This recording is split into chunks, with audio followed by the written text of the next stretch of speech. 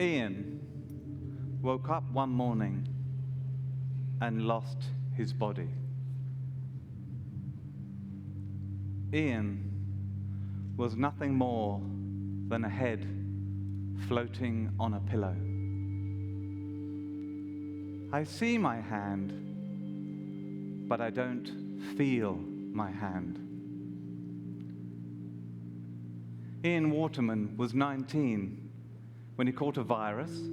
It didn't seem very important at the time, but he woke up in hospital with a terrible fever, unable to move. He wasn't paralyzed, he just didn't know where his body was in space unless he looked at it. What the virus had done was attack a particular nerve at the base of his neck, which switched off a particular nerve that tells him his position sense, his movement and position sense in space. It's called proprioception. It also switched off all sense of touch from the neck downwards.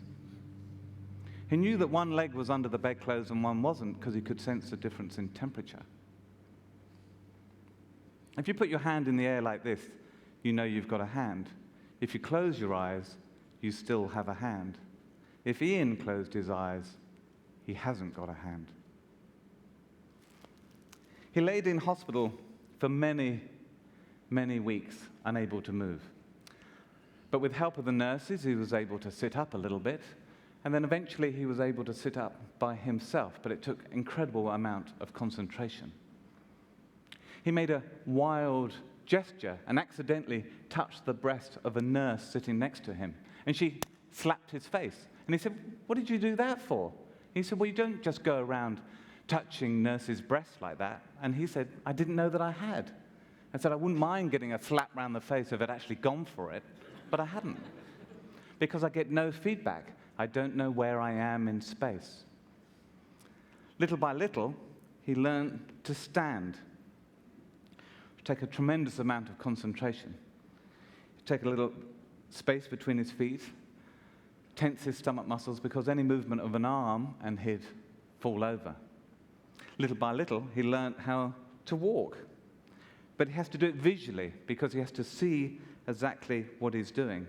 If he fell over, he didn't feel the hardness of the floor, he just felt the coolness of the floor. If there was a little incline, he wouldn't be able to sense it, and he'd fall over.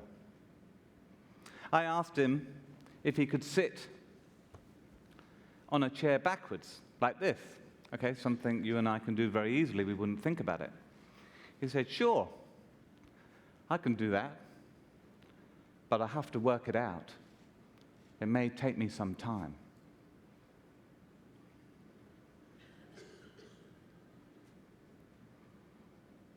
I see the chair. I see my hand, and I see my hand on the chair. But I don't feel the chair. Once, somebody offered him a paper cup of water, which he took kind of awkwardly and crushed it, and the water went everywhere. It's almost as if his hands are in mittens. His whole body is in a kind of mitten, and he can't judge the amount of pressure on the paper cup. So what he'd do is take home a whole load of paper cups, fill them with water, and practice making the exact right shape so that next time someone offered him a paper cup of water, he'd be able to take it and, to all intents and purposes, appear normal. Another way of looking at proprioception is that when you wake up in the morning, you're not where you left yourself. In fact, it's very unusual if you wake up in the morning and you're in exactly the same position, because you slept very strangely, very heavily, so it's a bit weird. But when Ian woke up in the morning, he doesn't know where he is at all unless he looks. He also lost all gesture, and he had to relearn all his gestures to appear in his terms as normal as possible. If he caught a cold, the thinking that the cold would consume would mean that he wouldn't be able to move, and he'd just have to retire to his bed, because it takes so much concentration just to move anything at all. We asked him if he could touch one finger to the thumb, like this, which he could do. And how about this fractionated movement of each finger to the thumb? And he could do it a little bit. It was very hard to find each finger, and he could do it if he concentrated and if he looked. And then we said, well, what if you clicked your fingers? And he could click his fingers. He said, I haven't done this for years. He could do it a little bit better on his left than on his right because he's heavily left-handed. And said, what about if you did that with your eyes closed? And he could do it, but only because of the sound. Without the sound, there's no movement.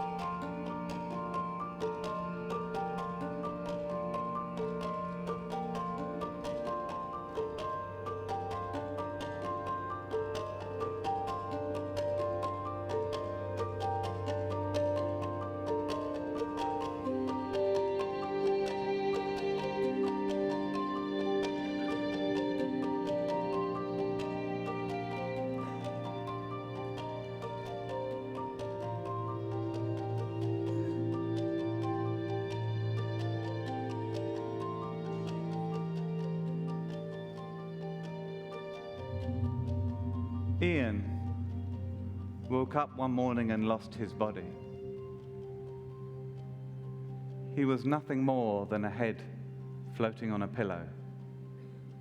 I see my hand, but I don't feel my hand. I don't like being in the water because I can't feel the water. I don't like the water because I don't know if the water is wet or if it's dry.